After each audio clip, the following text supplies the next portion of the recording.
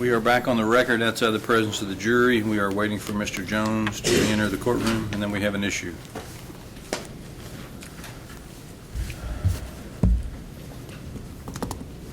Okay. The tape from Wayne. So what I was going to do is just put it up here. It's about 2 hours, but we think maybe we can just look at a few snippets, okay? And so I guess our tentative plan is just he puts on Detective Nart, we'll do him, and then after that we do a break and hopefully look at not 2 hours, but look at this and see what we got. Okay. Yeah, if I could just reserve closing until after I see it. I don't know if there's anything Kenny would be able to address in there. I doubt it. I just want to go ahead and do something while I'm here. So that might take a while. Well, I doubt that we will close today. No, I mean closing arguments. Close your proof. Yeah. Okay. That's fine. That'll work.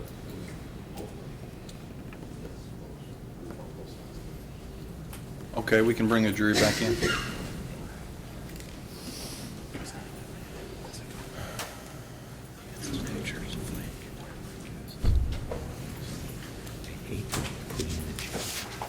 Because then we're getting into,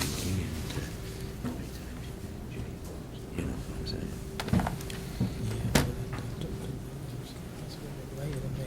No, nowhere you listed as 135.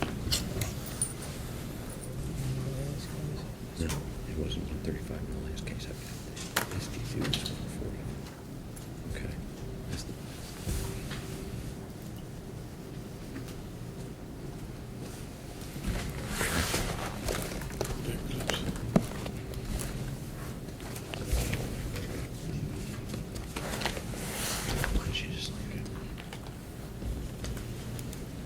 It's 58150.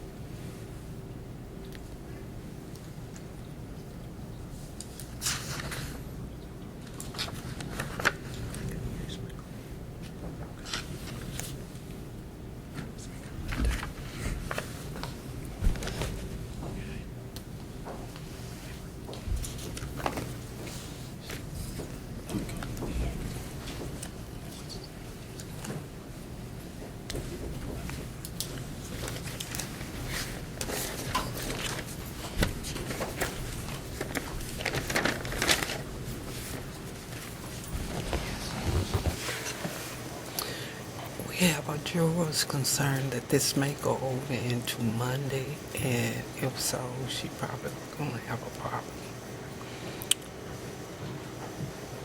Okay, I will appease that fear to her. Female or male? Female. Okay. The one with the pink sword. One of them. I don't forget which one it Okay. is. They quit. All right. You all can be seated, thank you. Everybody have a good lunch. The humidity's bad.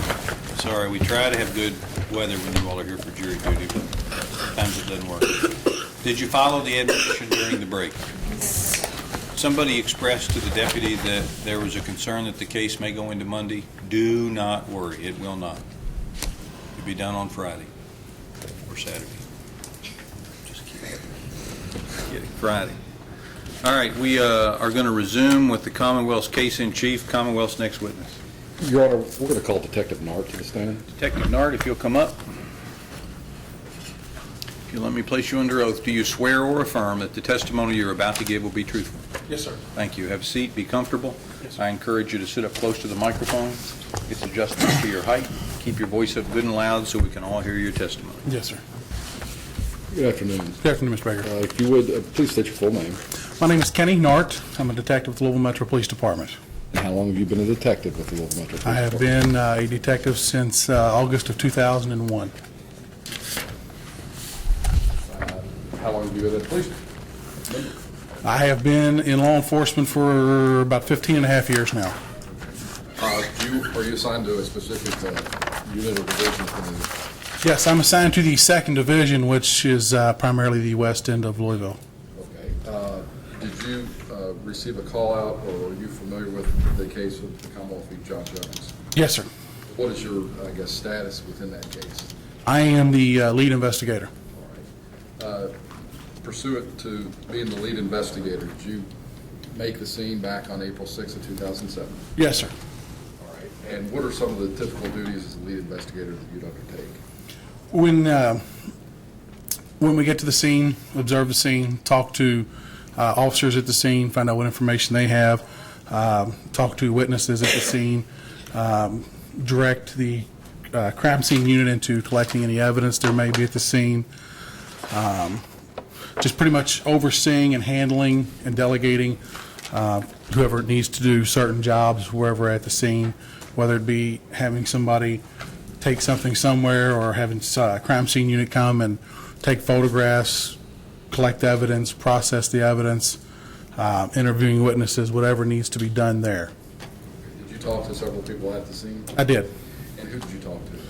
I believe I talked with a Miss Latonya Lumpkins, Aprilla Adams, Jordan Hamby, and there was another lady, her name was CJ. I don't remember her name right off the top of my head, but I know there was a interview done with her. Okay. In general terms, were any of the people you talked to, did any of them assert to be an eyewitness to the actual event? No. Well, the only one that did was Mr. Hamby told me he did see some of it. Okay. In your discussions with Mr. Hamby, did he ever indicate to you that he knew the person involved in the shooting? No. Were you, where did you conduct the discussion with him? That was in the living room of his mother's house. When you are through interviewing someone, is that it, or do you ever talk to him again, or do you ever make a means available to talk to him again? If there's other information that they may have, that I find out they may have that is relevant, there will be further interviews. If their information, if they do not have any other relevant information, then no, we will not talk to them again in relation to that case. And how do you do that? How do you provide them, find out if they have further information? Had if someone that we interviewed that night told us, yes, I saw the person, or yes, I saw this or that, or I saw them, say they would have said, I saw what they did with the gun, or if I'd have seen the person's face, we would have done, potentially a photo pack or some type of identification through them also. At the conclusion of an interview, do you typically leave a card with somebody? Yes, sir. Okay, why do you do that? In case there is any other information they may have, they may find information out, they may remember something they forgot, they can call and let us know. Did Jordan Hamby ever contact you, to your knowledge, in any way about his knowledge of who was under the hoodie that shot John Floyd? No, he did not. Do you know when he was first subpoenaed to be in court in this action? Mr. Hamby had a subpoena that was served on November the 18th of 2008.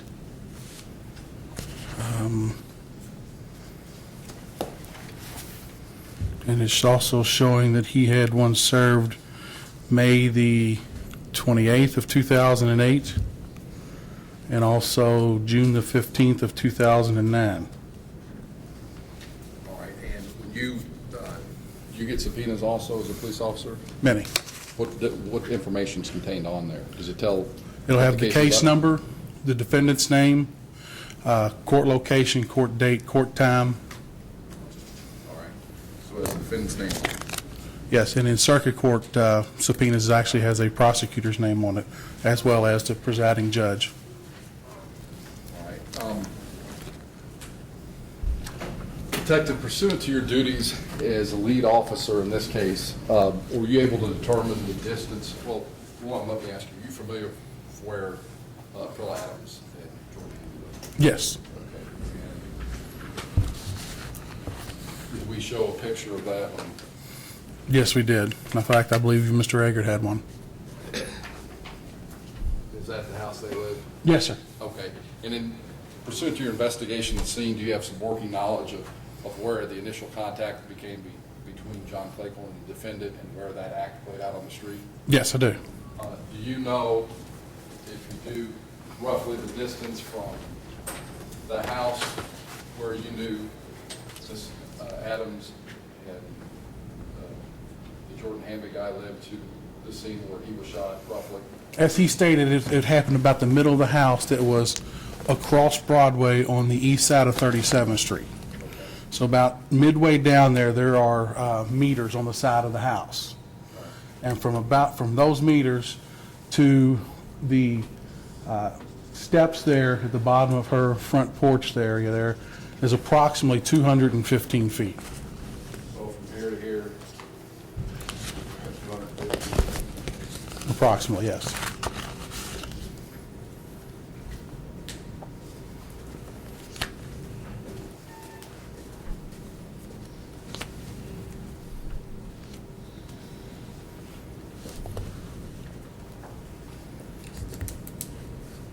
Detective, also, I guess pursuant to your duties in this case, did you collect any, or were any shell casings or things like that collected? There was a shell casing collected at the scene by our crime scene unit.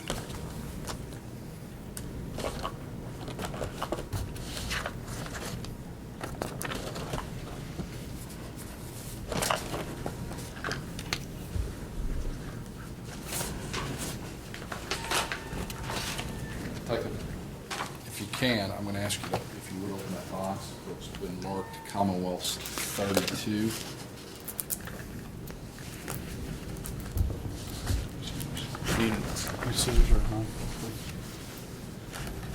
Don't tell anybody I have a pocket knife. I wouldn't dare.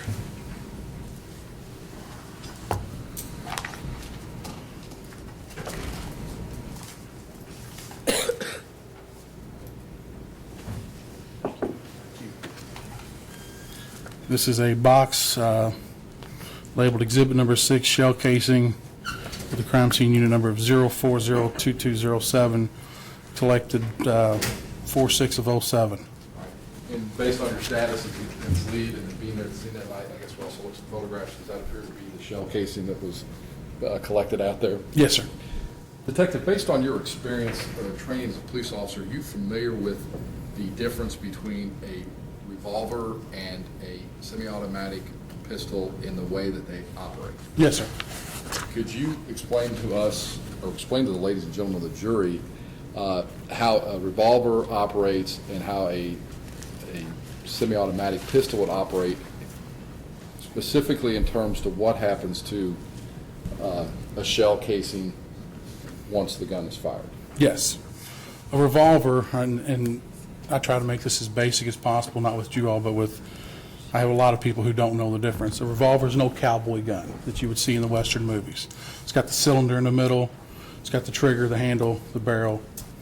As you pull the trigger, the firing pin hits the primer, a projectile is expelled from the barrel that rotates.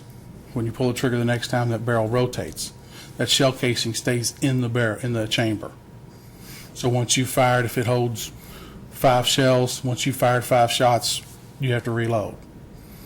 A semi-automatic is what you see more police officers carrying today. It's usually a square type. I don't have mine with me. I'm not sure if any of the deputies do or not. Some are larger, some are smaller. It's usually what's called a magazine fed. There's a magazine usually goes up in the handle of the weapon. You have to actually move the top chamber back to what they call chamber round, which is put a bullet into the barrel. You pull the trigger, the firing pin hits the primer. It shoots the projectile out the front of the barrel. The gases force the slide back, shoots the shell out, and then the spring in the magazine feeds another shell up in there, to where you can just pull the trigger again and fire another round if you want.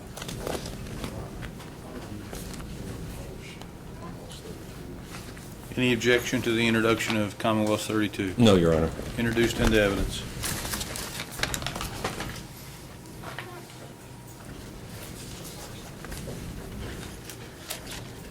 briefly, Detective Bard, is that, when we talk about shell casing, is that a shell casing? That is a shell casing, yes, sir. And so we're clear in the operations of weapons, one who fired a revolver would leave no shell casings at a scene, right? Unless they opened the chamber up and emptied it, there would be no shell casings left at the scene by a revolver. Is that the only shell casing you found at the scene? That was, I believe, the only shell casing we located that night, yes, sir. And based on your interaction with the case and everything, was Jonathan Cleghorn shot more than one time? Yes, sir.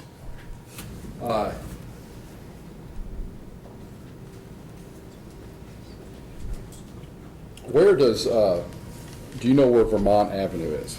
Yes, sir. Where is that in location to the scene out there on West Broadway? It is, I believe it's 2 or 3 blocks north of Broadway. Okay. Are you aware of where the defendants, where he was living at the time? I believe it was the 3700 block of River Park. Okay. And Detective, I'm going to show you what's been previously entered and marked as Commonwealth's 22, and then Commonwealth's 23. Yes, sir.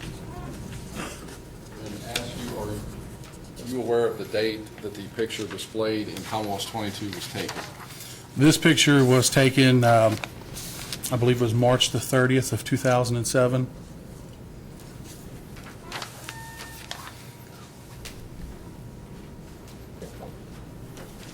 The picture displayed is the one taken March. March 30th, 2007, yes, sir. Okay, and I'd ask you to look at what's Commonwealth's 23, Yes, sir. and do you know when that was taken? That would be May the 29th of 2007.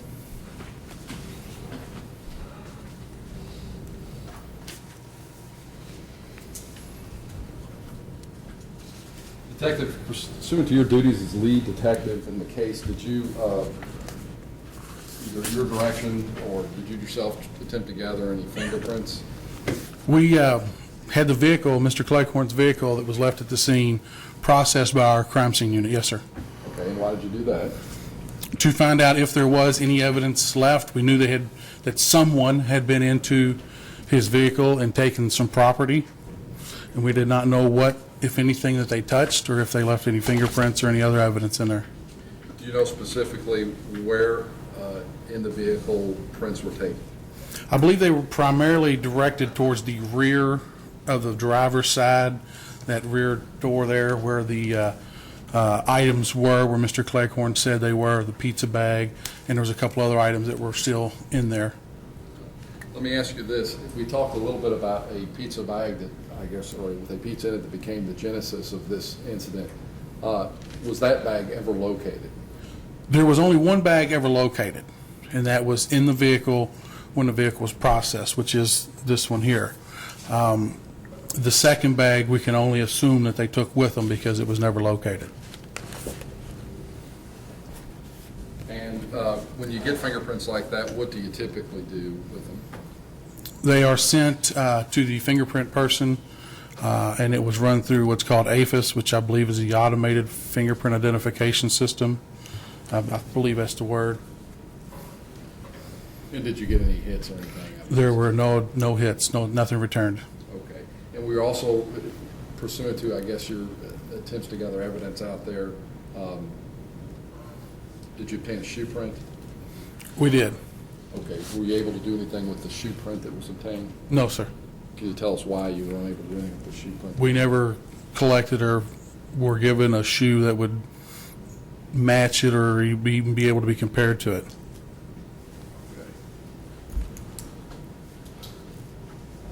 Okay. Yeah.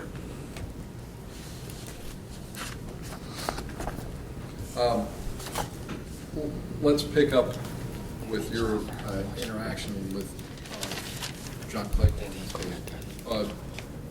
Where did you first interview him?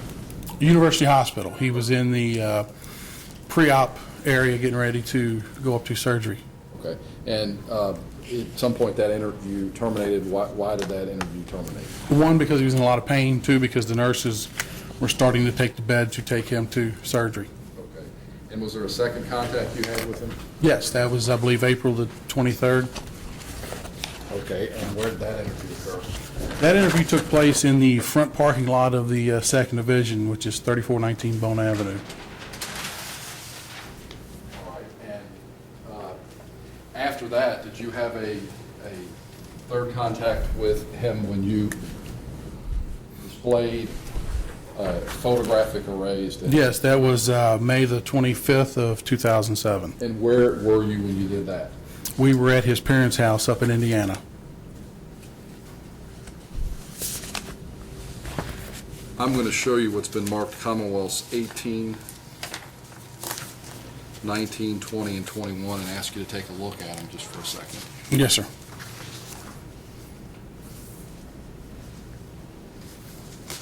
Do those appear to be the photographic arrays you put together? Yes, sir, they are. Okay. Let's talk about your displaying those.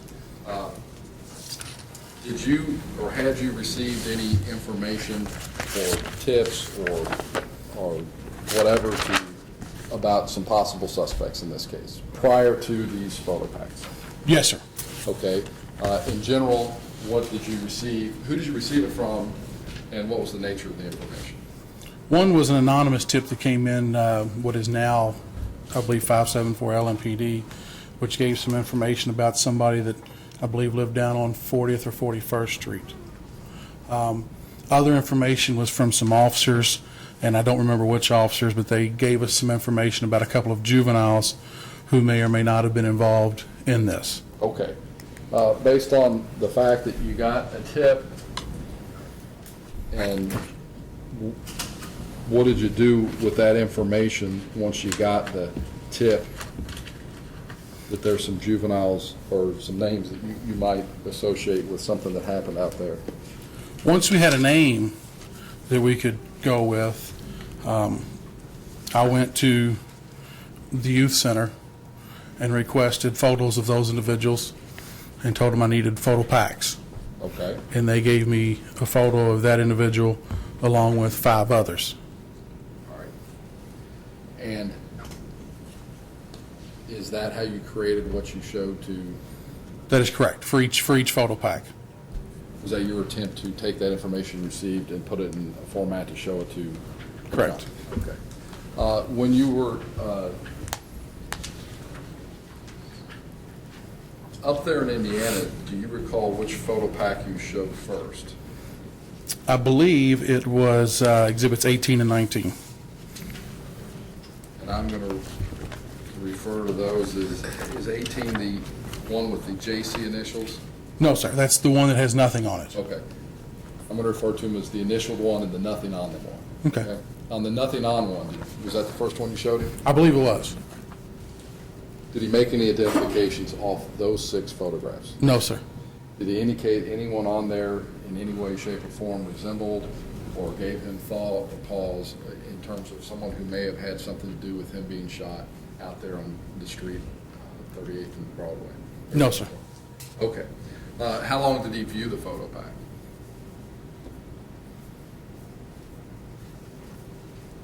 About a minute, maybe a little longer. Okay, and when you, just so I know, when you say a minute, is that going to cover both of them or just that Just one? this one. Okay. After looking at that one for a minute, did you show him a second photo array? I did. Okay, and did he indicate to you on that photo array, I'm going to call it the initial one, did he indicate anything about that photo array that would be important to us today? He said that he didn't recognize anybody, but the individual in number 3 had some resemblances. Okay, well, let me ask you this, contemporaneous with that photo pack being shown with him, or I guess, do you also make a report in your case? Yes, Okay, did you make a report in this case? I did. I did do an investigative letter, yes, sir. Okay, and do you reference that investigative letter, that incident in the investigative letter? I do. Okay. To the best of your ability, the words you used to, when you discussed photograph number 3 in the initial photo pack, what did he tell you? He said that, what I have written in my note here is that He did not make an identification of anyone, but did say that one of the photos had some resemblance of the individual that had shot him, but this was not the person. He told us that it was hard for him to describe the individual, but that if he ever saw him again, he would recognize him. Okay, is that your words or is that his words? It is paraphrasing his words, but he did say that if I ever saw him again, I would recognize him. Okay. Now, you have a canned form here that's, well, let me ask you.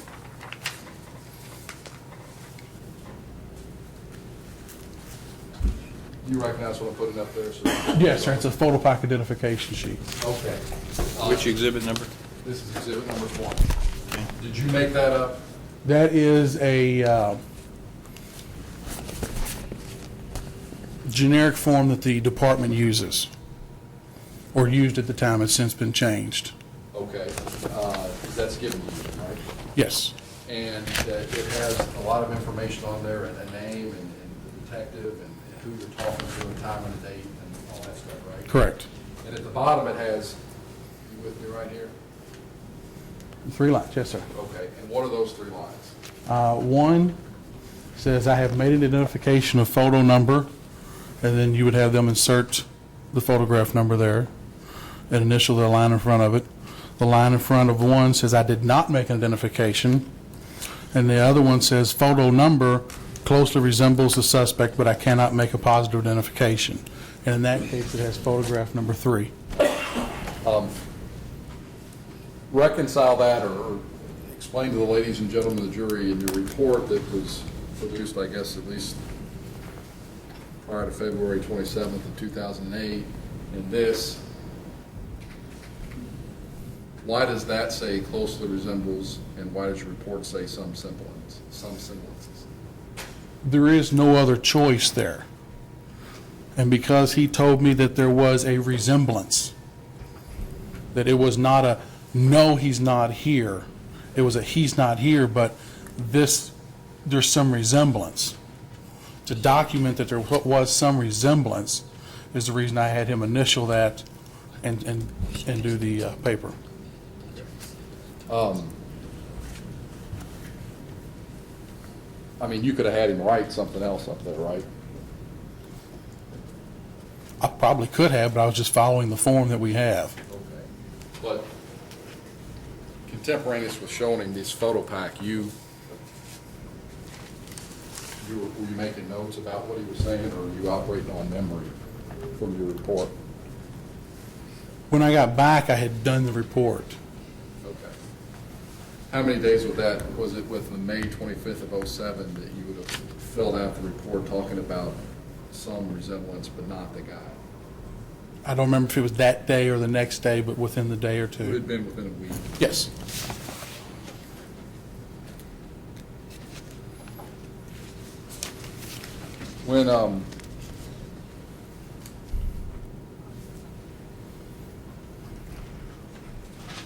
When you got back from that, did you have any further contact via telephone with the victim, Jonathan Cleghorn? After May the 25th, I did not speak with Mr. Cleghorn until May the 30th. Okay. On May 30th, where were you when you received the call from him? I was in my office. Okay, and what was the nature of the information of the call? It was just after 12 o'clock, maybe 12:05, and he called me and he told me that he was at rehab that morning and he was waiting for his appointment. It was just before 9 a.m. and the television was on, and on the newscast there came something about John Jones, and he said when he looked up, he took his left hand, he slapped it on his left knee, pointed at the TV and said, "That's the guy that shot me." Did you meet with him that day? No, I did not. Okay, did you meet with him again after that phone call? Yes, we made arrangements to meet, and we met on June the 11th of 2007. On June 11th, did you display a photograph for him? After a tape statement was taken, yes.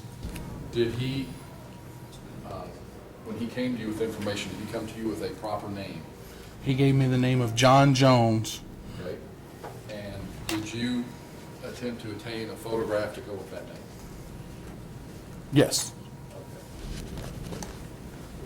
This is Commonwealth 23. Is that the image that you showed him back on June 11th at your office?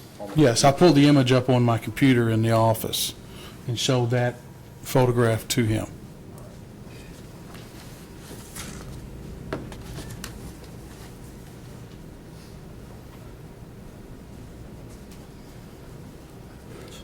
There was some discussion in this case about a pair of blue jeans. Did you, the night of April 6, 2007, take into your custody a pair of jeans other than the victim? No, are you talking about the ones that Mr. Hamby described? We did not take his jeans into custody. They were his jeans. There was no reason to take them. He brought them down to us to show us that this is what they looked like. All right. He had a pair of them, but they had a white, there's a big M on the back of it. Okay. It went up the legs and around to, in between the rear pockets. All right. And you did not take that? with I did you? not take those.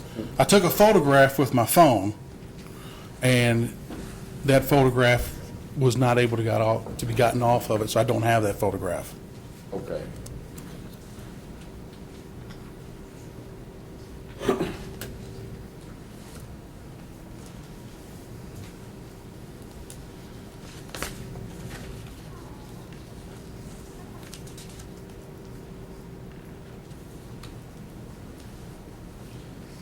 The evening that he talked to you, did he ever give you a name of anyone else in reference to the pants or relating to the pants? You're speaking of Mr. Hamby? Yes. No, sir.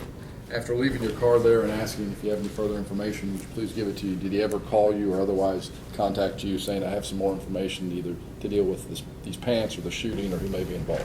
No, sir.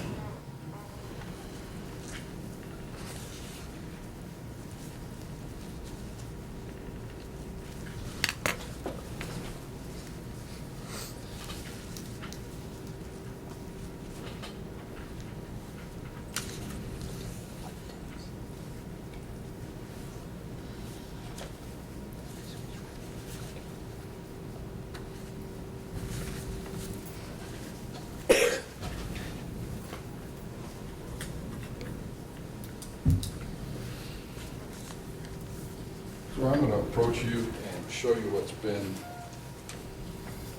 labeled Commonwealths 33 and 34. And Yes, ask sir. you to take a look at that. Now, did you hear Jordan Hamby testify for the first time to your ears and say the name of essentially Jeff Flanagan Yes. or Jeffrey? Judge, May we approach? yes. Sure.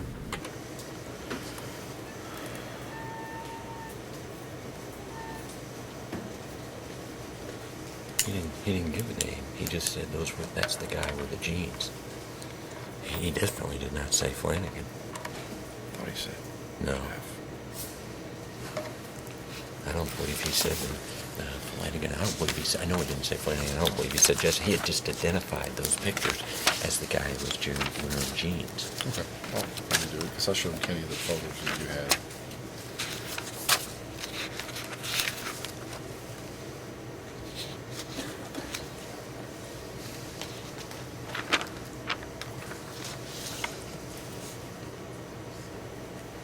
I agree with Mr. Eggert. Okay. What do you want me to do? Well, he can correct it. Okay, please do that. Detective, were you present when the Jordan Hamby fellow identified certain pictures in his possession on the stand that Mr. Eggert had given him? You here in the courtroom with us? Yes, when Mr. Eggert handed him, I believe it was 2 photographs. And then we looked at those photographs and looked at the name on them? Yes. Okay, I would, if you would look at what the exhibits the Commonwealth has tendered you. This one? Yes. Yes, sir. Okay. Do those 2 photographs accurately represent, or are they photographs of the individual that was displayed to Jordan Hamby? Yes, sir. Okay, and what's the name on those photographs? Jeffrey W. Flanagan. All right, and I've handed you Commonwealths 33 and 34. Yes, sir. What date were those pictures taken? This one was taken on May 30th of 2007, Did you put on the front so we're not confused what date they're taken? just on the front of this one.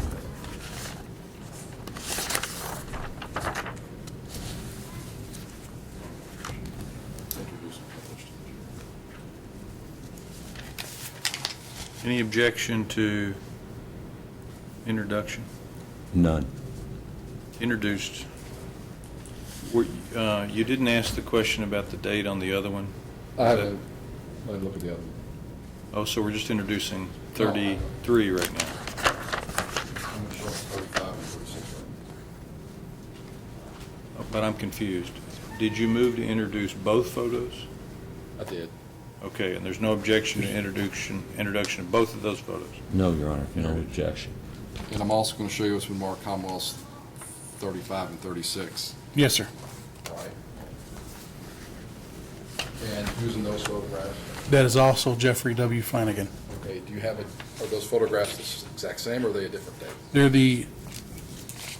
These photographs were taken November the 30th of 2006. Okay, if you would, date those on the front so we're not confused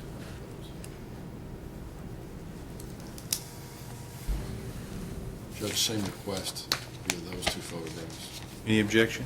No, Your Honor. Introduced. Detective Marcy, if you reference them later, is that Commonwealth's 33? Believe it is. Yes, sir. All right. And the November 30, 2006. Yes, it is. Detective, does the individual pictured in those photographs, does he have gold work on his teeth? You cannot tell. Okay. Did you try to make a determination if in fact he did or did not have gold work on his teeth? Yes, I did. Okay. And what did you learn? I spoke with one of the sergeants in corrections. I've got his name written down here. And he told me that he was, it was Sergeant Glasgow. He told me that he was booked in on May the 30th, 2007 with a fake grill, which is a grill that you can remove from your teeth. But he also told me that it was not. Judge, may we approach? Yes, come on.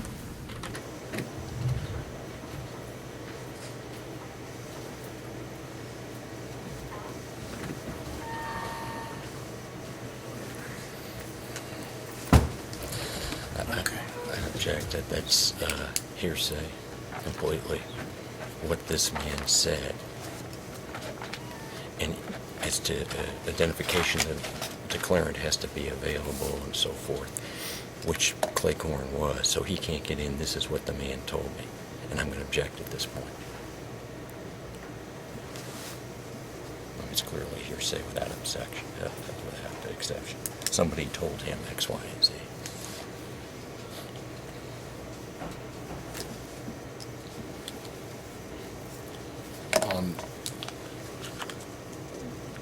Which specifically that he has a removable grill, is that the objection to that? No, he can't continue. That's my Oh, objection. I didn't want him to go that far. And here's, I agree, well, I'm not trying to get anything else in on that subject. Sustained.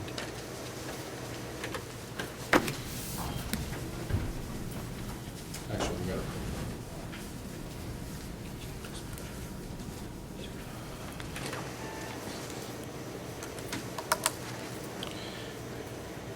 Judge, we would object to any attempt to elicit or mention, I mean, the person in the photograph as well as the defendant have a pretty extensive prior record. So he's on the stand. I don't intend to ask him about his prior record. Clearly, they're mug shots. I mean, we get that. So I guess I'm wondering what the scope or what the relevance would be of asking him. Well, Judge, I am going to ask him about the, and I'll put it as gently as possible. He in fact was arrested for murder, okay? Mr. Flanagan was, okay, for allegedly shooting somebody. But the point is, when they caught him, they found a gun and a shotgun. And I'm going to ask him if he was aware of that, and if that gun was ever tested with any of the evidence collected in this case. And in doing doing so, Judge, I'm keeping out the fact that it was a murder charge, that he pled guilty to it, that Mr. Baker was the prosecutor. Okay, a whole slew of things. You don't have to keep any of that, but then can I ask about, his murders? I mean, that's the, he's, the first one. You said actually, you were say he was charged with murder. That's my, I mean, he's got mugshots, he's clearly in jail, because he said he called the jail, but what he's in jail for? Now, let me ask this question. My recollection is that the first time Flanagan's photos came to light was in court in defense cross-examination of Mr. Hamby. Yes. So Mr. Flanagan was never a suspect from the perspective of the police in this case. I guess because they never talked to, No, sir. they never talked to Mr. Hamby, but he's certainly a suspect. I mean, they never talked to they never talked to Mr. Hamby after they first talked to him, but he's certainly a suspect from our perspective, and I think I'm entitled to show that he had a gun, and he's admitted to it. I'm saying nothing that he hasn't admitted to in court, as Mr. Baker knows, and I have a certified copy here of the record where he did admit that he had a shotgun and a pistol. I'm going to sustain the objection that the defense not be permitted to ask about his prior criminal history record, what he's been arrested for, whether he admitted to having a gun in his possession or not. Because basically what you're trying to do is show that the police didn't do a thorough job, yet they didn't know about him until trial. Well, that's because they never went back and talked to Mr. Hamby, and I don't think the court can decide whether they did or did not a thorough job. For one. Oh, I know. I mean, I think I'm not that's- saying they did or did not. And I I'm think- just not permitting you to go rehash Mr. Finnegan's criminal history in front of a jury. Well, Thank you, Your Honor. Judge, let me object to that. I think it goes to our right to present a defense under the 6th and 14th Amendments and under Section 11. Hamby says that Jeff was the guy who went through there with jeans and red stripes. Okay, Hamby says that Flanagan was. He told them that day that the person had these strange red stripes. He said he'd seen him through the neighborhood. Now he's identified him. And I think we should be entitled to show at least that the man had a gun, okay, and a shotgun around that period of time, especially since my client's been now put up there as suspect and indicted in something else. You know? The name of this guy never came to the detective from any source, and there was no allegation of a shotgun or those things in this case. anyway. Pistol. So A pistol. There's an that's a allegation. completely different. Okay, well, I ruled. Judge, I'm going to want to put that in by a vow. Okay, I won't do it at this point, but... I know.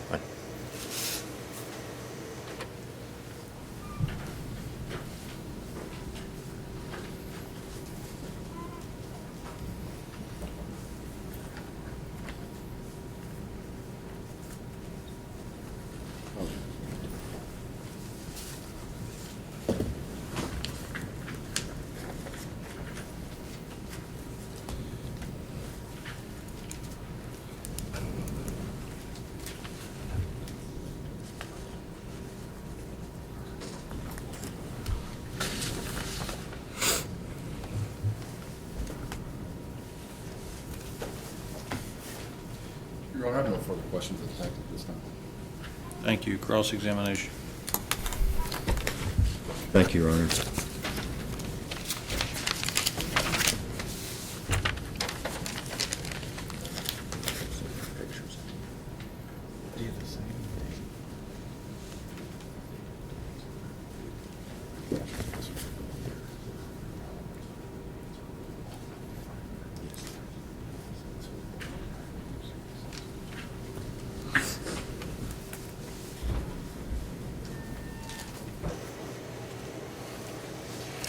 Judge, I've got some other pic photos here of Mr. Flanagan that I wish to introduce. They've already introduced two of them themselves, okay? And I've got a couple more. That's actually the same one. I don't need to introduce that, okay, because it's the same. Okay, but the first two were authenticated by Mr. Hamby. Well, he can authenticate him. He can say that this appears to be the same guy. I mean, he can clearly do that. He's looking at the same photos. He's got his Okay. name, too. And I've got the custodian here if I need him, so they're going to be authenticated. He's not gonna have a problem authenticating. I don't believe, or would not. I picked the first arrest after this incident and the last arrest before this incident to show in terms of whether or not he had facial hair. What would be the purpose other than, my objection is, you know, there's probably, you have a history of being, what would be the purposes of a photo 3 years before this happened? Well, That's my It's question. I would none object to. 3 years. Here's one of gold teeth, which I think I'm entitled to show. It's an issue. Whether they're fake or not, he's appearing them or wearing them. Okay? Are you intending to show it in this same format? Yes, all it gives is his height, weight, and so forth. Yeah, but look at how we cropped those so nicely. Well, Do you want to show his? they didn't. They didn't crop him so nicely. Look at this, Judge. No, we agreed to put him in toto. Oh, I didn't realize He is that. what he is. Yeah. But Yeah. I'm not trying to hide anything, but what's the relevance of 1, 2 weeks before this? Well, that shows gold teeth, and Judge, that shows. And here I'm trying to do. I'll let the defense introduce them. Thank you, They can Judge. be authenticated by the witness. Thank you. Could I have more exhibits? Mark, will you check and see if Norma's got more exhibit stickers over there, please? Continue.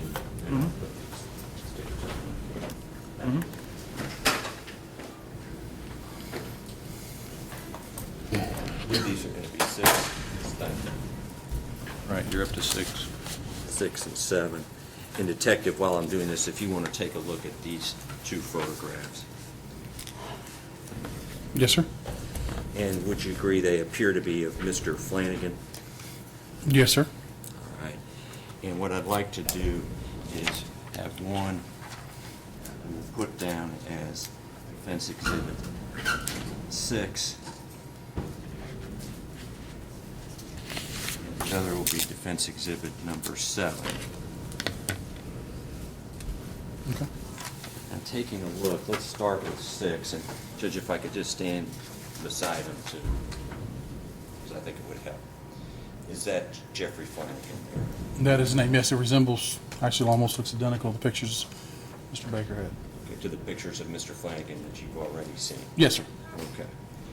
And do we have a date there of when the picture was taken? It says June 6th of 2005. So that's on Defense Exhibit 6, June 6, 2005. Yes, And sir. does Mr. Flanagan appear to have gold?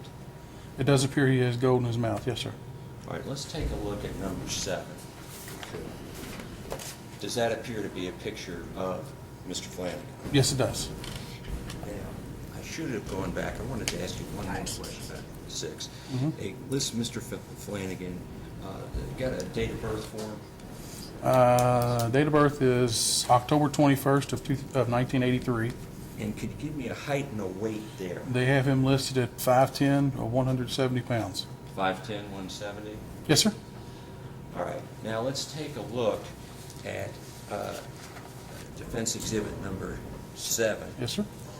And again, is that Jeffrey Flanagan? Yes, sir. And what is the date that photo is taken? It shows November the 16th of 2006. Now, at that time, can you give me a height and weight? It has him listed at 5'10", 150 pounds. Finally, on that Exhibit 7, does the gentleman, Mr. Jeffrey Flanagan, appear to be wearing a black hoodie? He does have what appears to be a black hooded jacket. Yes, sir.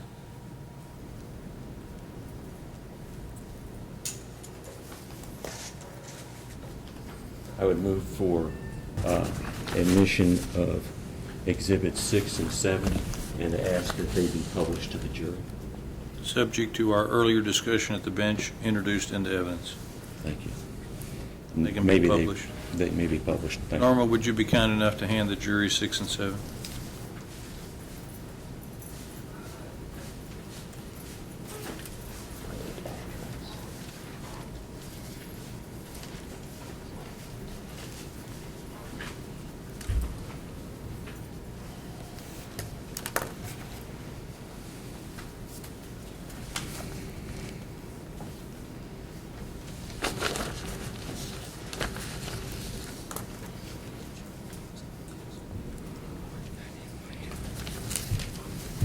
Now,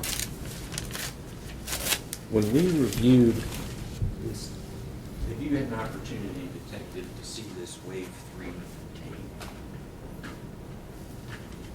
tape? Which one are you speaking of? I'm talking about the one that broadcast that Mr. Clayborn saw. Yes, All right, that was subpoenaed to court. You know what I'm talking the about. one where the still photo came from. Yes. Okay, yes. All right. And are you aware that when you look at those Wave 3 broadcasts, that it just so happens that also this gentleman, Mr. Flanagan, was on Wave 3 that morning? Did you notice that picture come up? No, sir, I did not. You're not saying it didn't, you just didn't notice, correct? I'm not saying it was there or not. I don't remember seeing it All right. from the tapes that we saw. All right, we'll take a look at the tape. Anyway, let's go back to Jordan Hamby. Yes, sir? Mr. Hamby did talk to you that very night, correct? Yes, April the 6th. And he gave you a taped statement, correct? Yes, sir? Now, you're familiar with where 37th Street is, correct? Yes, sir? And you're familiar with where 37th and Broadway is, correct? Yes, sir? The intersection of 37th and Broadway is just right across the street from his house. Correct. I mean, it's not 200 feet away. It's where he crosses the street. He's at 37th Street, correct? The middle of the house where he stated that this started, which was across the street on the east side, which if you notice, I don't know if you've been there or not, there's meters on that house, which is actually the daycare that Mr. Cleghorn talked about. From there back to the front porch of his house is approximately 215 feet, yes. Well, let me ask you this. How much are we talking about? Let me get some I more. can't see those pictures there. I'm sorry. Let me make them 8 and 9.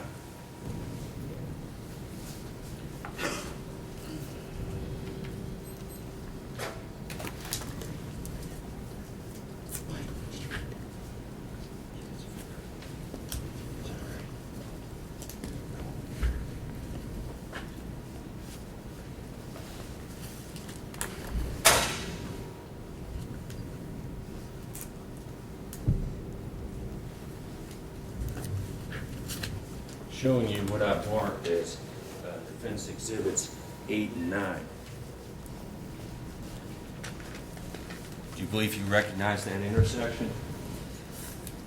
Yes, sir? Is that 37th and Broadway? I believe it is, yes, sir. And is that right across the street from the house that Mr. Hamby lived in? That is not from the house, I would venture to say. I'd venture to say it's more from the maybe sidewalk, is where this That's fine. photo was taken from. Is that right across the street from his window? A little catty corner, but yes, sir. Basically right across the street? Yes. So you walk across Broadway, you're at 37th and Broadway, correct? Correct. Right, so when this thing begins at 37th and Broadway or at that intersection, Mr. Hamby, Jordan Hamby, is looking out his window, straight shot, right across the street, correct? No, sir, I believe he stated he didn't look out the window until he heard the first gunshot. Okay, then And he according to looked Mr. out the window. Cleghorn, they were at the middle of that house. Well, right, but at that point, too, he's looking right out across the street, is that correct? Yes, and down the Right. street a little bit. Not much, but a little bit. Now, he told you that night that this person had on blue jeans and stripes, correct? I believe that what he told me was that night he had seen someone that had the blue jeans with the red stripe on it. Right, and he said the shooter, the person that he saw shooting, had I red don't stripes. recall, and I don't recall him saying that the shooter had on those pants. Well, then what would be the point, sir, of asking him about a person with jeans and red stripes? Because he told me he had seen someone that had those pants on earlier. I don't remember him saying that. Let's approach, if I Okay. can approach the witness. I've got one of those. All right, I've got that. You did take a statement I from did. Mr. Hamby. I did. And that statement is that night, correct? Yes, I believe it is. Well, you remember interviewing. I mean, that night, yes. All right. Now, you were asked how many people were actually shooting, Just correct? the one, yes, sir. Give And us he a replied- page number. Page This is one. Page one. And he says, I only seen one guy. Okay, he did. I apologize. I didn't remember, but yes, he did. Then you asked him just one, did you recognize him? He says, no. I just know he had on a black hoodie, like, with some blue jeans with some red stripes going down the back of him. Yes, he did. So I he apologize. said that night that the shooter had blue jeans with red stripes. That's why you were so interested in the blue jeans, correct? Yes. Correct.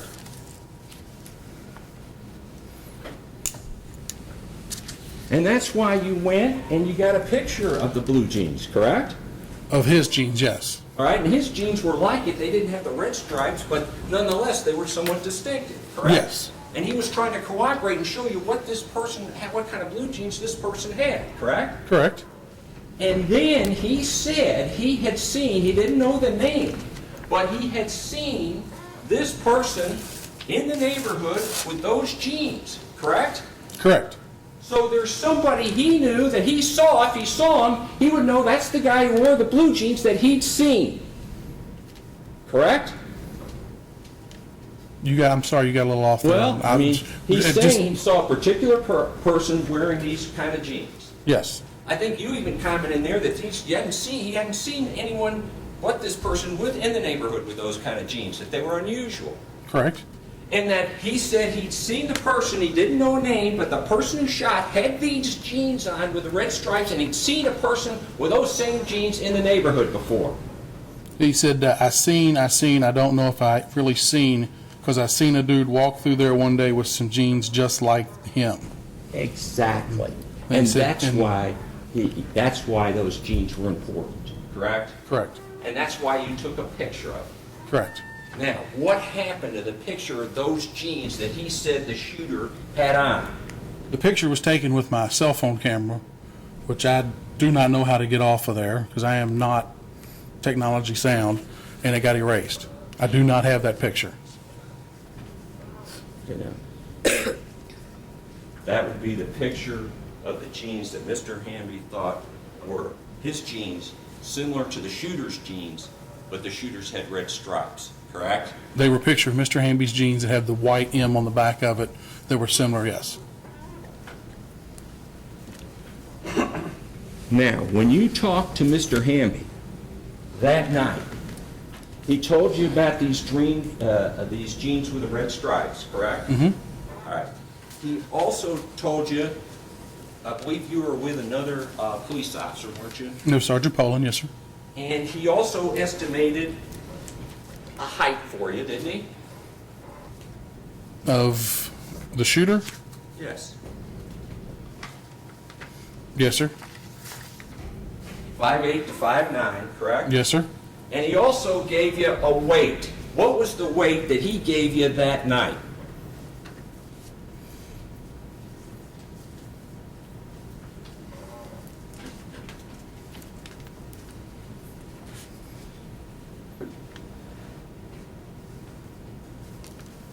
About 180, 190 pounds. If I'm reading this correctly. 180 to 190 pounds. Yes. A stocky person, correct? Possibly. All right. Now, you've talked about how, well, Mr. Hamby didn't identify somebody by name that night. He didn't, correct? He didn't No, he say did not. that. But he identified the person by the clothes and the red stripes, correct? He identified the clothes, yes. Let's go, and did you ever, you talked about leaving a card, did you ever go back to Miss Aprilla Adams? Did you ever go back down to her house? No, sir. Or back down and talk to Mr. Hamby? No, sir. And you have to agree that those two people that night were thoroughly and completely cooperative, correct? They were very. Very cooperative, all right? And so, if in fact you'd gone down there, you had every reason to believe they'd cooperate again, correct? Correct. Now, you've talked, I guess, about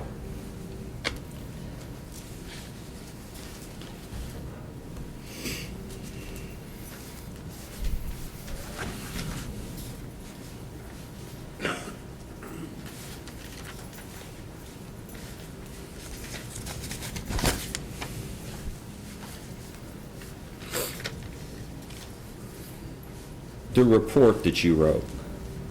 Yes. And Mr. Baker asked several times about a conversation that you had May 25th with Mr. Claycorn, correct? Yes. And you said he wrote a report that day or the next day, is that correct? Yes. In the investigative report, yes. Do we have that report? The investigative report, you should have a copy of it, I believe. And that's the one dated April 6, 2007? Yes, that's the date of the incident, yes. That's what I put there, was the date of the incident. Well, actually, you say date of the report, correct? Well, that's the date of the incident. Obviously, if I've also got in here that I talked to him on June the 11th, 2007, it's after April of 2007. That's correct. Correct. So you've got all kinds of things in here going all the way to November, correct? Yes, sir? 07. Yes, sir. This report wasn't written contemporaneously. It was written 6 months, 7 months, 10 months later.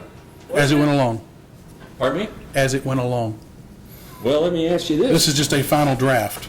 Did Mr. Baker tell you to write a letter back in November of 07, 6 months after the case? Did he tell you to write a letter? I believe he may have asked if I had an investigative letter. Let's see what he has.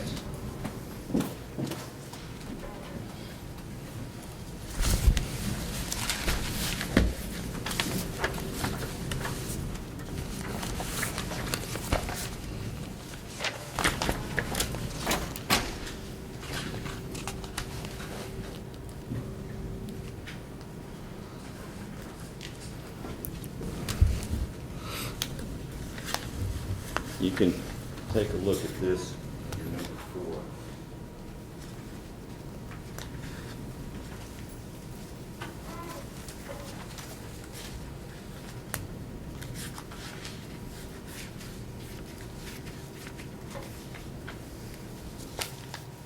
Okay.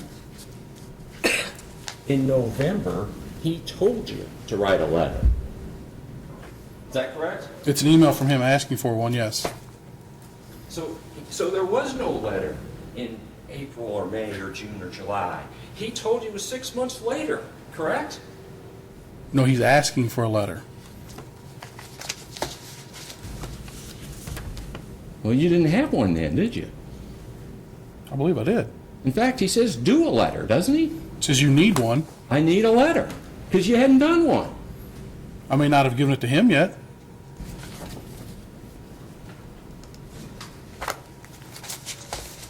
Let me ask you this. Yes, sir? In this letter, sir, does it mention Mr. Baker's email of November 11th, 07?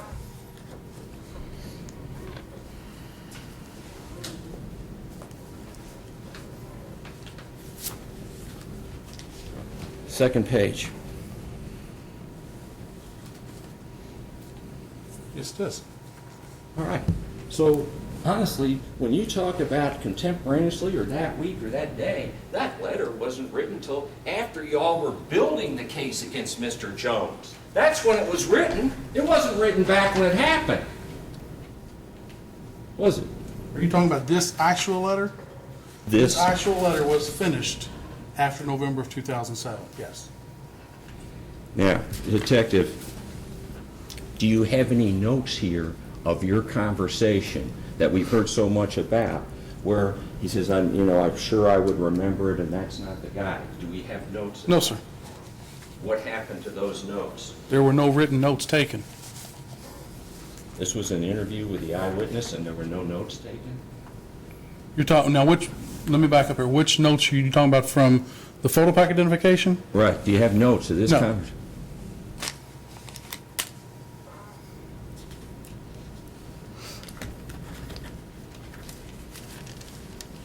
All right. Now,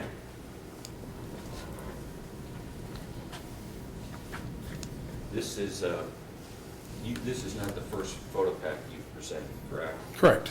You've showed witnesses photo packs before, correct? Many. And therefore, you're thoroughly familiar with the form that's presented, correct? Yes. And showing you Commonwealth's Exhibit 20, when a person doesn't identify somebody, there's a form, there's a check for that. There is. And all you do is put down, I did not identify anybody, correct? Yes, sir.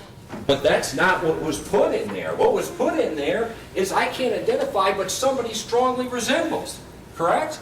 That report doesn't say he. No, sir, it he's says not the closely one. resembles, doesn't say strongly. Closely. Yes, sir. This report that you, and this is the report from that day, correct? That is the actual photo bag identification sheet, yes, sir. That doesn't even say that number 3's not the one, does it? It doesn't rule out number 3. And nowhere on it does it say he is positively the one. No, he's not positively, but he's not even ruled out, correct? He's not ruled out, and there's a flight there for that. Correct? There is a spot that says I did not make identification, yes. Now, I would want to know, who is number 3? I don't know. Well, who are the 2 suspects? The one suspect in People's 21 is Dominic Baxter. I know that because when we manually did photo packs, and I could place them wherever, I always put mine in number 4, which he did not identify anybody on that one. On the other photo pack, I've lost the name, have no clue who that person is in number 4. I take that back. And the one where he marked JC on it, Dominique is number 4. And he was a suspect in that one. Well, who's the other suspect? In the People's 19, I don't know. I've lost that information. I don't know where it went to. I lost it. As for the other 5 in both photo packs, when you go to JCYC, all they give you is the juvenile's picture. They do not give you the juvenile information, with the exception of the person you asked for. And I don't know what I did with the one in the other photo pack. Okay, so we've got the name of a juvenile suspect, correct? The one, yes, sir. Developed from police officers, correct? Yes, sir. That was considered, well, you went and received a photo pack, or had one created. Yes, sir. And in terms of who the person was, we don't know who it is? In the People's 19, no, we do not. And do you know when it was lost? Sometime after May the 25th, or I'm sorry, after this was put together, which I believe was a couple of days before.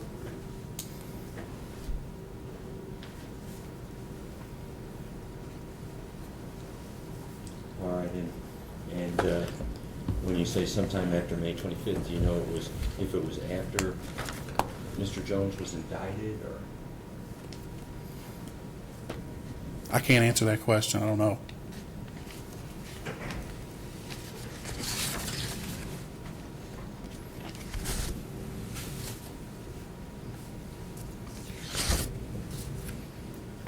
You mentioned something about that shell casing that was recovered. Yes, sir. And do you know what kind of gun fired that? I believe it was a 25. It's in the CSU report. I'll find out which one it is here.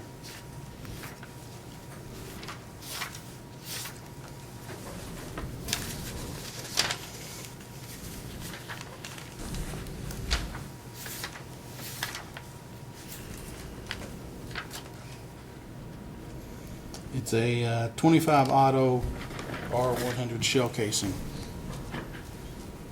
And now was that, so it wasn't a 380? No, it's a little bit smaller than a 380. Yes, sir. And was that casing ever sent to the lab? With the KSP lab? Yeah, the Kentucky State? No, sir. To determine what gun fired it? We had no gun to compare it to. I know, but what kind of gun could have fired it? It had to come from a 25. We had nothing to compare it to. Well, So there was no sense to send it off for testing. of course, you're aware the lab, as you know, has guns that, they have guns that have been seized in different crimes, correct? I believe so, yes, sir. And then if you have a shell or a bullet, you can test it to a gun that they might have, correct? I believe you can, yes, sir.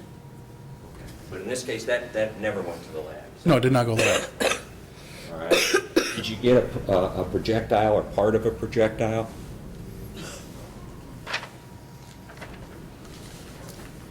You're talking about that night? Well, that night or later? I don't remember, to be honest with you.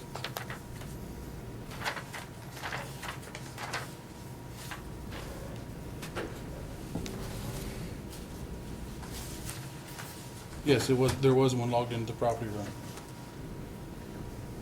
That was recovered from Mr. Clayton. I believe it came out of his arm, yes. Okay, well, do we know what, were you able to determine what projectile was? What kind of bullet? No, I was not. Was that gone to the lab? No, it has not.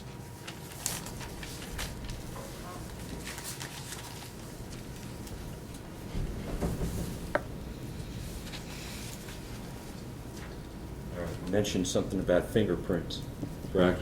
Correct, yes, sir. Because I need to approach on the fingerprints. Okay.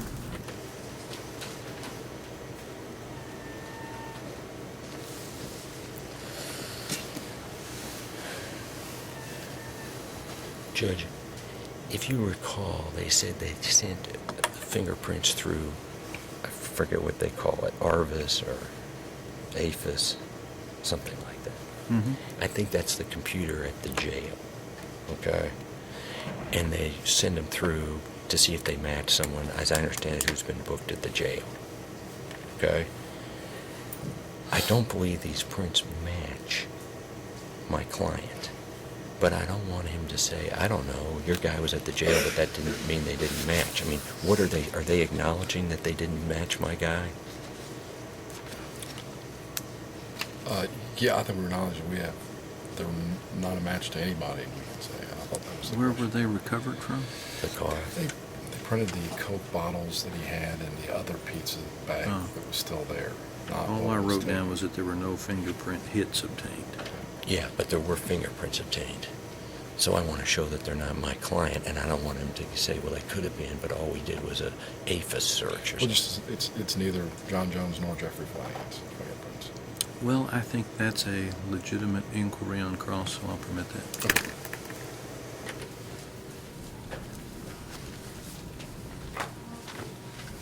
Well,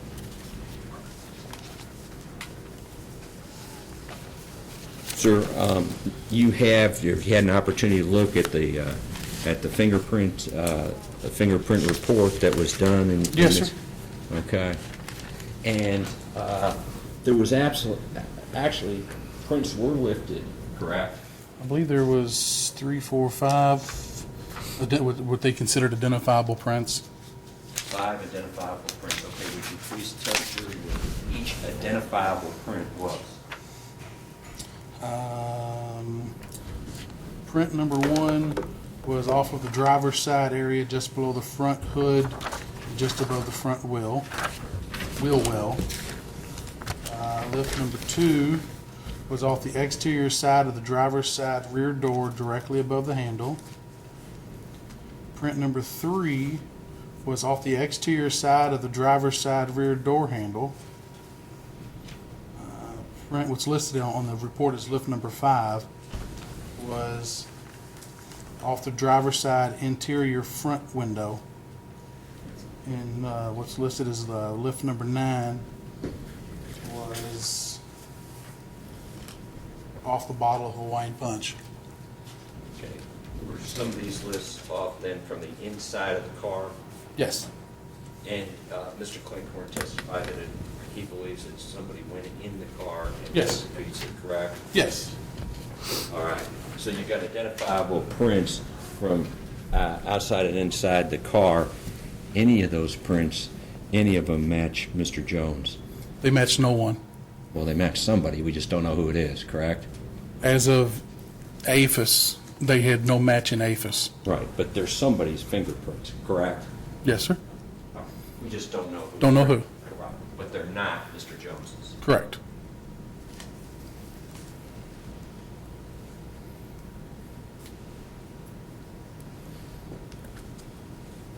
All right, Detective. Now, at some point, did Mr. Claycorn give you an envelope? Yes, What was the word? an envelope. Envelope, okay. Actually, his father did. And while he was at the hospital, somebody gave Mr. Claycorn this envelope Yes, gave his father some information. from the Pizza Hut family, correct? He wasn't sure who it came from. But on this envelope, there was information about an ice cube, correct? An individual named Young Ice Cube who was about 14 years old, yes. Right. And he lived on Lindell, is that correct? That was the address they had, yes. And Ice Cube was supposed to have information about who did this, correct? May be involved or may have information, yes. Might have done it himself, or he might have info. Correct. And were you able to go to that address on Lindell? Yes. When did you go? I don't recall the date I went. Do you have a report on that? No, I do not. Well, were you able to locate Ice Cube? No, When did you go to Lindell? I don't remember. Do we have a record of it at all? Is when No, you went? you know what, I misspoke. I did not go to Lindell. I apologize, I misspoke. I did not go to Lindell.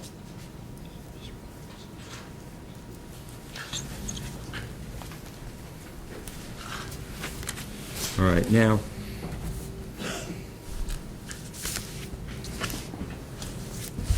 Detective,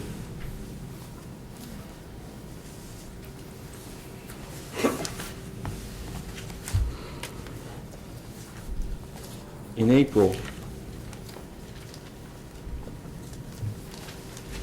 even as late as April 23rd, Mr. Claycorn really was having trouble remembering what the people looked like, correct?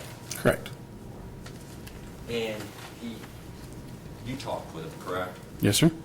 And he told you that he was having trouble remembering what the people looked like. Your Honor, report.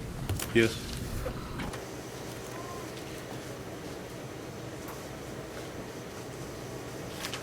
To the extent, I don't know where it's going, but John testified, you've done your thing with John. John retestifying through Kenny would be our objection. Actually, this is the only thing I'm entitled to under that 803 rule, but this is the only thing I asked him. Really, what I'm getting is that Nard told him, don't worry, you can keep remembering more. And I think that's important. He can say, what did you tell him? Did you tell him that? Yeah, but we've been all through. Claycorn testified on this thing. It's not recent fabrication. It's not anything been handled. Except that's the only question. But it I'll does draw my objection. come in pursuant to 803 sub 3. Exactly, just as his stuff about what Claycorn said, I'll never forget, came in because it was subject to identification. That's why it wasn't bolstering or hearsay. Objection overruled. Thanks.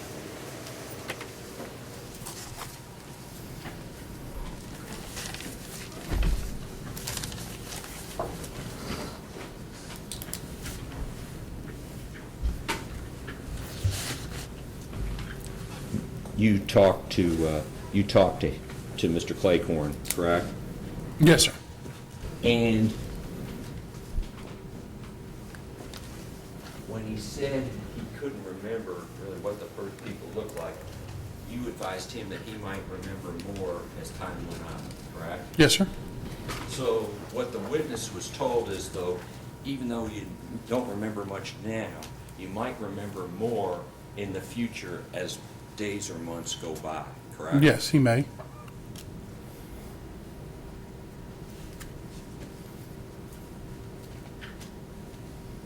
So this is a case where the witness's memory is, as I understand it, allegedly growing better the longer time goes by, rather than remembering more right after it happens. Is that right? Yes, for someone that's been shot 4 times and then as time goes on, yes. Well, I understand that, but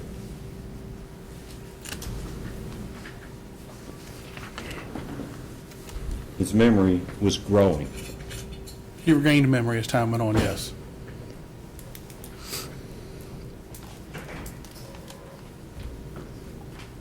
Because his initial memory really wasn't any good at all. Was it? That's the memory he had of it, yes, sir. I know, it's the How memory. good or bad it was well, put it this way, good or bad, probably is the wrong question. He just couldn't remember what the people looked like. I believe he said he could. That's all I have. Detective, tell me, how did his memory grow? I mean, what did he tell you in the hospital? In the hospital, he told me that, just got some notes here.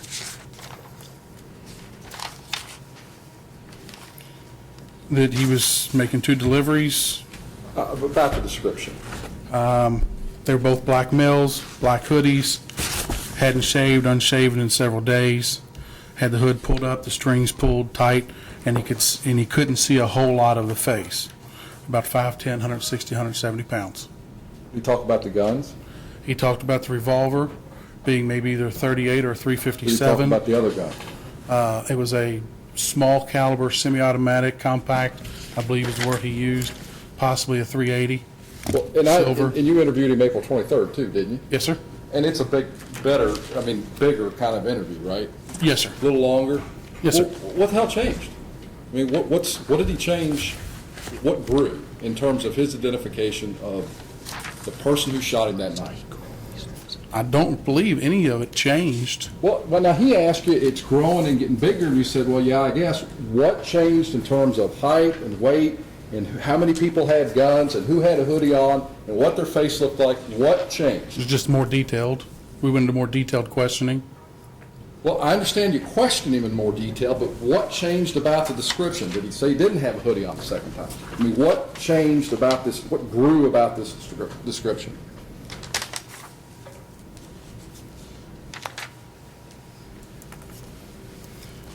The description he gave me was somewhere between 5'9", 6 foot, really curly hair on his chin, hadn't shaven for several days, fairly dark, no glasses.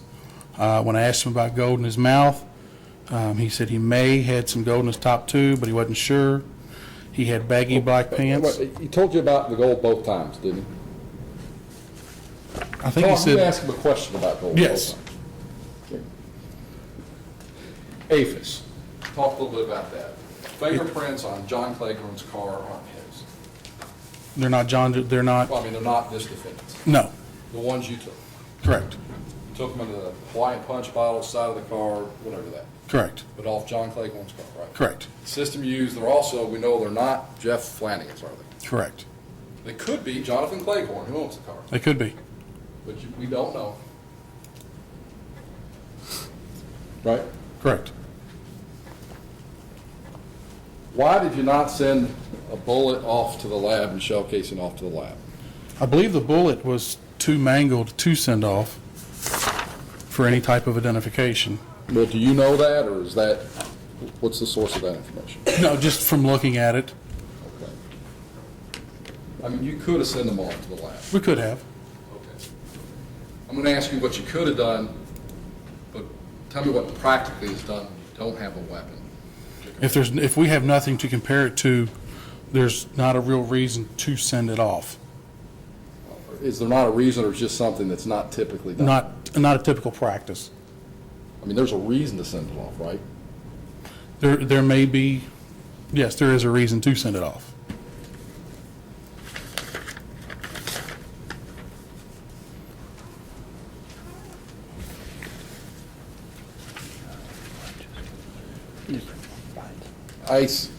This information you received in an envelope, Yes. what did you do with that information? I talked to some of the officers.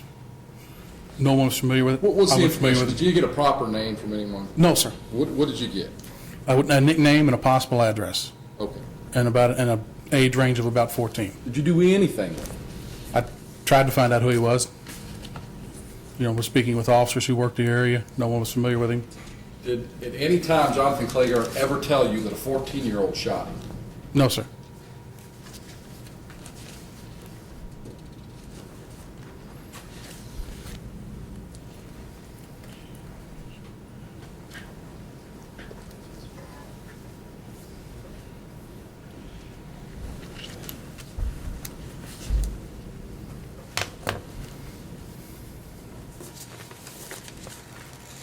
In any of the pictures did the defendant, defendant 6, defendant 7, defendant Commonwealth of Jeffrey Flanagan, in any of those pictures, does he have a goatee in any of them? No, sir. Does he have even chin hair in any of them? No, sir. And what are the dates that those pictures were taken? One is, starting from the oldest one, June 6 of 2005, 11/16 of 2006, 11/30 of 2006, and 5/30 of 2007.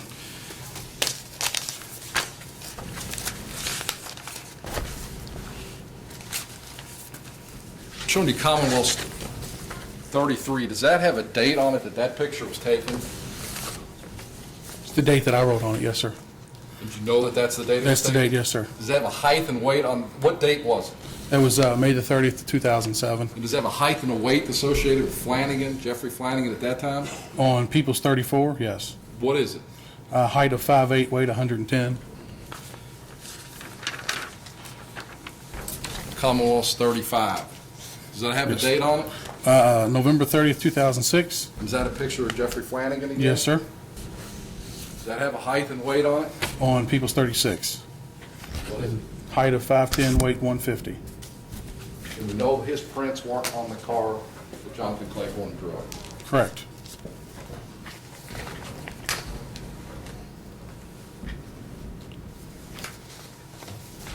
Did he go through Hamby's stuff?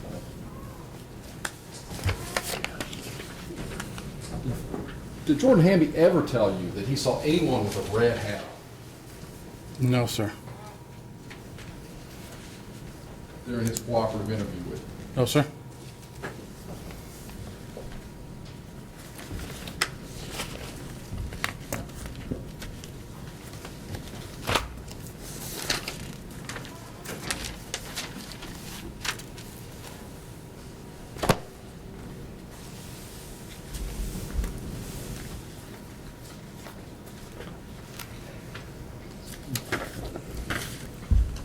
Back on March 29th of 07, did the defendant have a goatee, curly hair on his chin? Yes. Nothing further. Just had a few. It's 110 pounds. Do you know Mr. Flanagan? No, I do not. So you don't know if that's right or if it's correct. I have no idea. But it proves that in the other two photos, you've got 150 and 170 pounds. on I sat Mr. them all Flanagan. back down there. If you have yours also. 150, 170, 110, and 150. All right. So if we can find someone who knows Mr. Hamby, maybe they could explain that. I mean, Mr. Flanagan. Might be able to say what his weight approximately is, right? Yeah, but I don't know if they'd be able to explain this, but yes, they may be able to explain what he actually weighs. Now, they asked you about Ice Cube, and he asked you about, well, no one said the person was 14. Ice Cube was supposed to have information about this case. Potentially did it or knew who did it, correct? Yes, it may. And the address was actually specific, correct? Correct. It was a 667 or 669 Lindell, correct? Yes, something like that. Okay. Where's the envelope? The envelope is gone. I wrote the address down on a piece of paper, and the envelope is gone.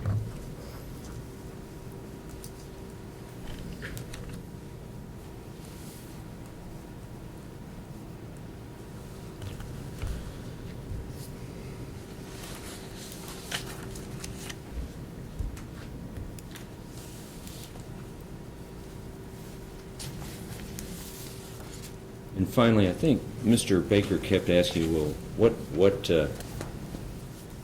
grew in the, well, first about goatees. Obviously, a person can shave a goatee off, correct? Correct. And then grow and shave it off. Correct. Second, he asked you about well, what changed or what grew.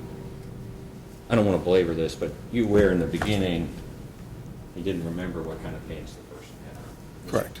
Right. And then 17 days later, he did, correct? Correct. And then he didn't remember any gold, and then 17 days later, 2 front teeth, maybe. Maybe, yes.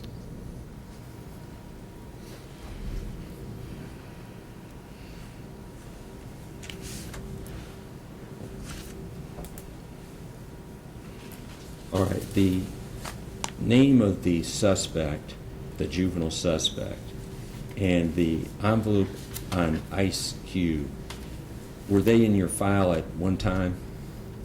Yes, they were. Do we have any idea where they went or when? No, they sir. dis- Or when? No, sir.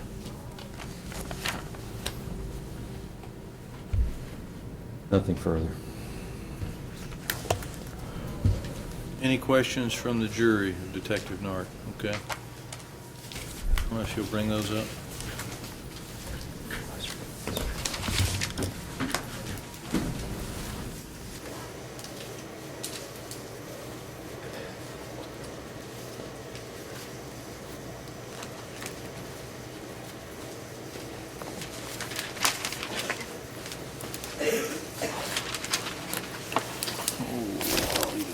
Okay, it's time for a restroom break. Ladies and gentlemen, just so you don't have to sit there and stare at the back of these three heads, I'm going to let you all take a restroom break. We're going to go through the questions, and then when we come back, I'll present those questions to Detective Nark. So remember your admonition and be ready to come back in at 5 minutes until 3. So that's a 15-minute restroom break. All rise for the departing jury.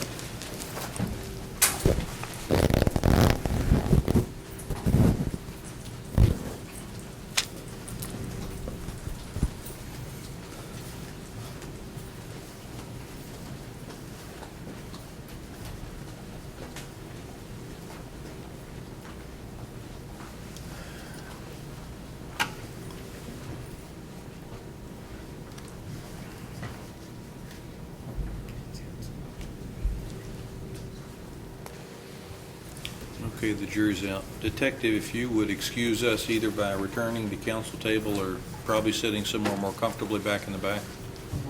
Thank you. Okay. Judge, before I forget, I would like to introduce defense exhibits 4, 5, 6, 7, 8, and 9. And I think I moved to introduce them, but they've all been authenticated, identified, moved, and I would move. Any for their objection to admission. 4, 5, 6, 7, 8, and 9? No. Okay. 4 and 5 are introduced. 6 and 7 you've already introduced. 8 and 9 are introduced. So now the defense has all of your exhibits introduced, 1 through 9. Thank you, Judge. And the Commonwealth, has all of its exhibits introduced,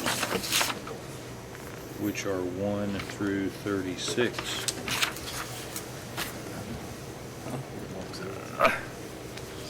And we might even be able to pull the avowal off right now, but we might not either. Let's see. Oh, God. Whose idea is this to let the jury ask questions? It is Why? Mr. Haggard's. I objected. It's kind of like it's like a little prize. I would just Like listen. Cracker Jacks. Well, if nothing else, I think it's helpful because it lets you know what's on the mind of some of the I'd rather not jurors. known to the end. Why didn't the detective show Jonathan a photo pack of just one person on May the 30th? Why didn't the detective show Jonathan a photo pack of just one person on May 30th? Somebody's not listening. Well, I think he's just worded it wrong. I think the question is why he did. I think that he's grammatically wrong, but I think the question is right. Okay. May have to visit that one with somebody. Would Jeff Flanagan's fingerprints even be listed in AFIS? Somebody knows what AFIS is, A-F-I-S. Would John Yes. Jones? Yes. As it says with John Jones. Yeah.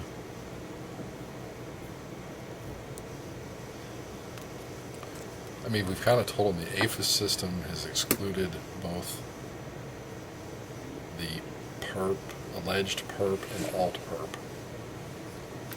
Somebody, though, knows something. Yeah, because I just spent the last 10 minutes trying to figure out how to spell Right. APHIS and what it is Somebody, with my computer. yeah. So somebody knows. I'm not inclined to ask that question. Judge, I think it does unfortunately raise a lot of potential problems. Next one, was Jordan Hamby ever shown pictures of Jeff Flanagan? If so, when? Okay. I don't, you can answer that. You can answer Kenny that. could- I mean, yeah, actually, you could.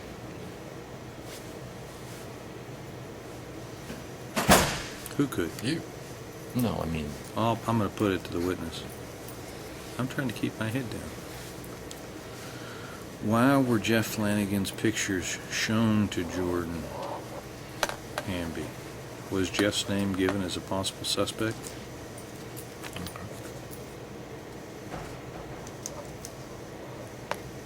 No, I'm just totally baffled by that one.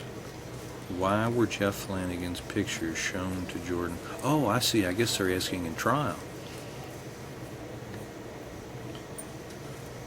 But that's not a question for this witness. I think I was rather inartful in introducing them. And maybe they've been confused, but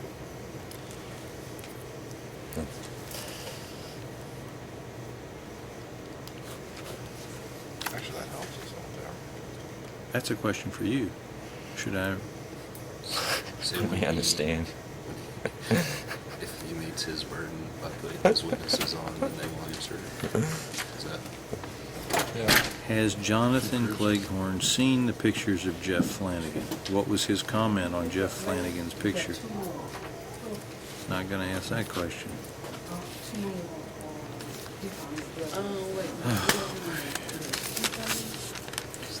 How long Judge, was I guess we'd ask that be, well, go ahead, let me think. I'm not, I'm trying to absorb too, let's keep going. How long was it after shooting before the crime scene evidence unit arrived on the scene? That's perfectly legitimate.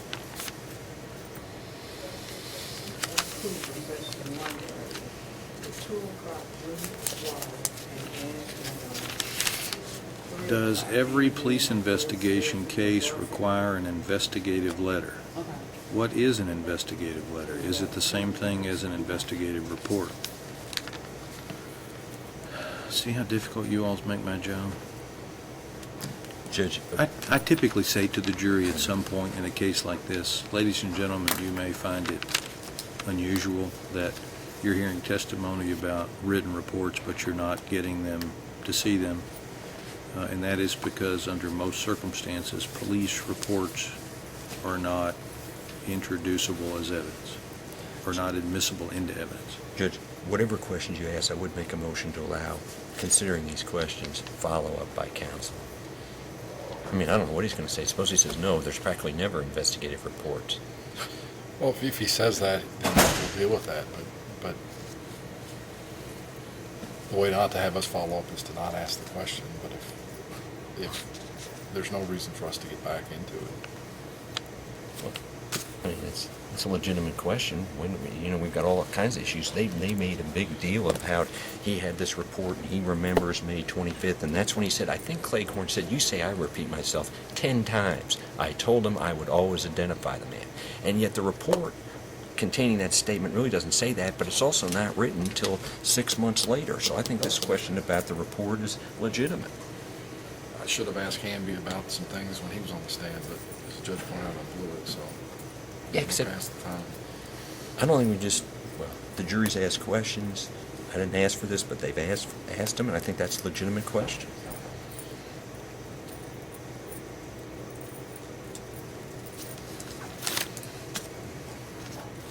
All right, I'm going to ask that one. God help us. Was victim shown a photo of Jeff Flanagan? If not, why not?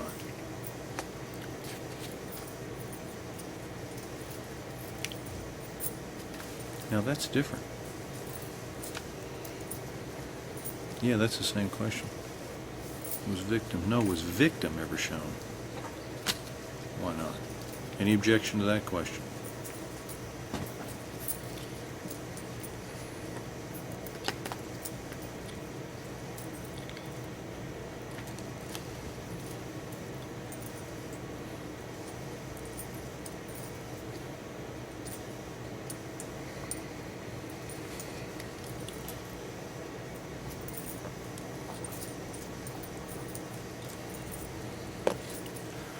guess because I'm just trying to, I know why, because that wasn't a name bandied about to him until after the fact.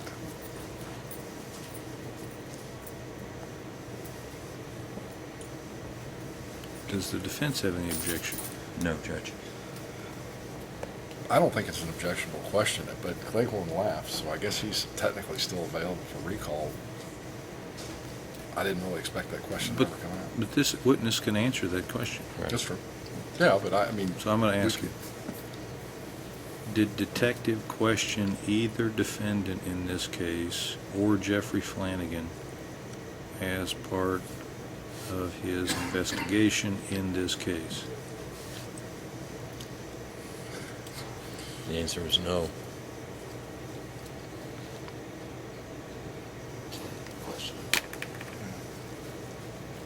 The answer is once your guy is under arrest, you can't question. So you can say that after the standoff, that you advised him? Except the standoff had nothing to do. I didn't know this case existed.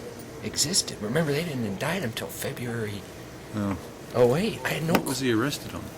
Well, when there was a standoff, That was that the was murder on the- on which he was acquitted. oh, Okay, this case didn't come up till the next year. all right, I'm not going to ask that second question. Usually by the end of the trial, I can pretty much figure out what's going on, but it takes me a while. Was a picture of Jeffrey Flanagan shown to Jonathan Cleghorn? Redundant.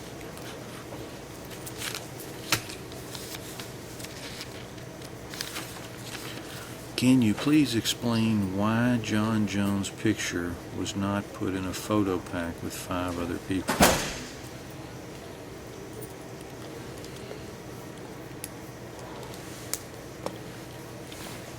Any objection? Oh, no. I mean, do I have grounds for an objection or do I object? I think it's. I think the court's already made a ruling I think it's a on legitimate this particular issue, and I don't think it's an appropriate question for the jury. Well, I think it is, but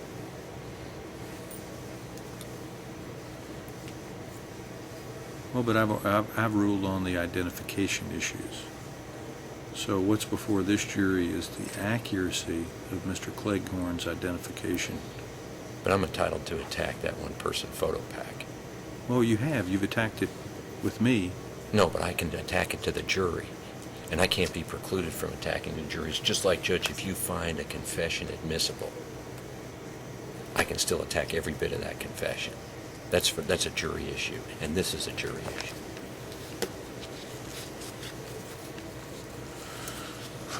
I'm not going to ask that question.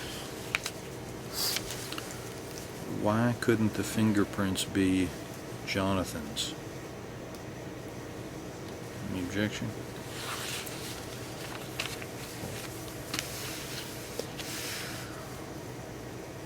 I guess we're going to test Detective Nart's fingerprint knowledge. I mean, he doesn't know the answer to that. He has no clue. So I'd object to that question.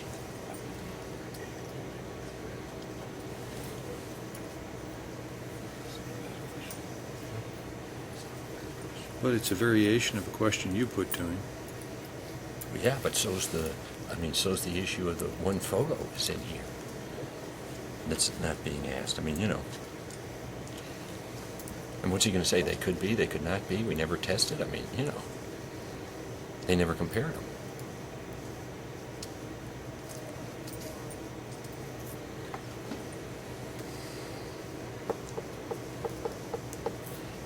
I'm going to ask that one.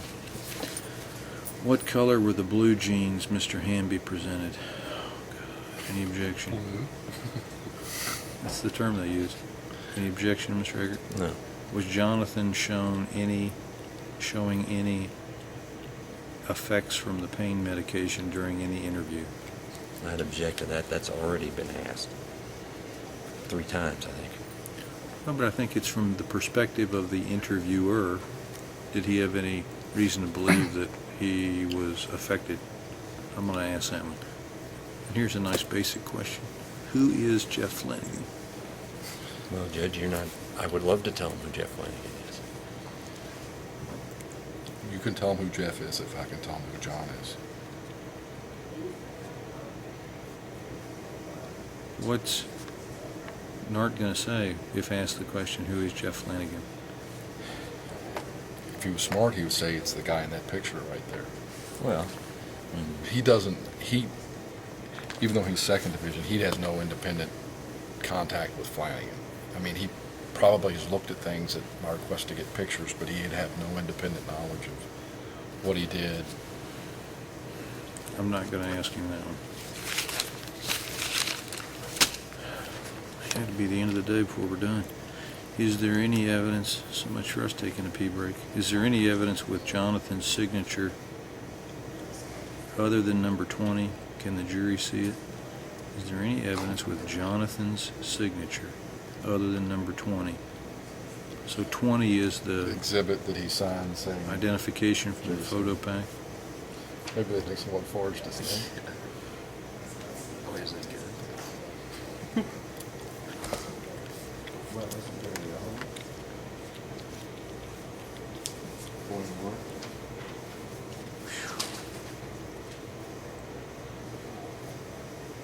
Is Jonathan left or right-handed?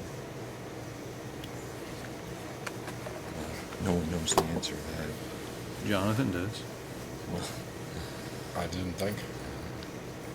I asked that. Well, okay, what is the answer to the first one? Is there any other evidence with his signature on it? no.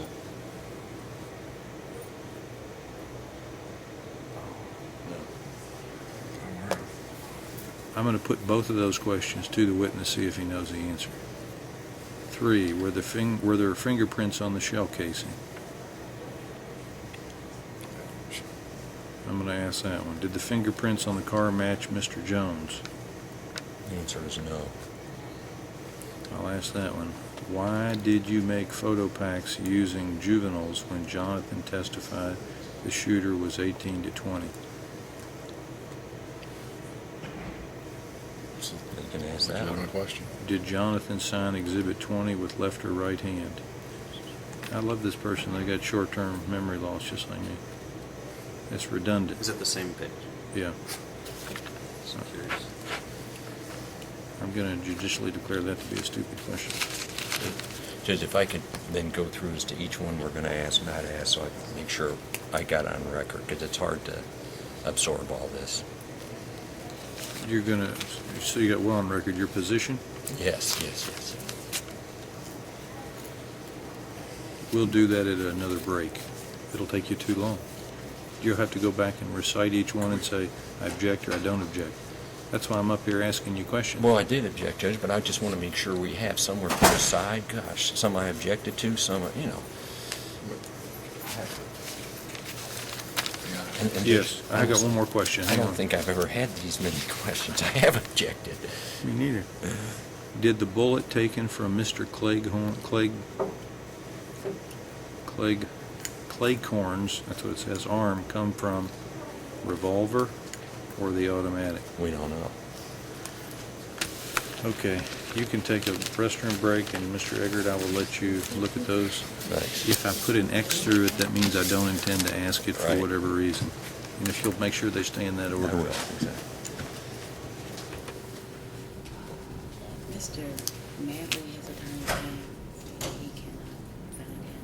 We need to issue a bench. He's reluctant. Okay, if you will do that, please. How much? $25,000.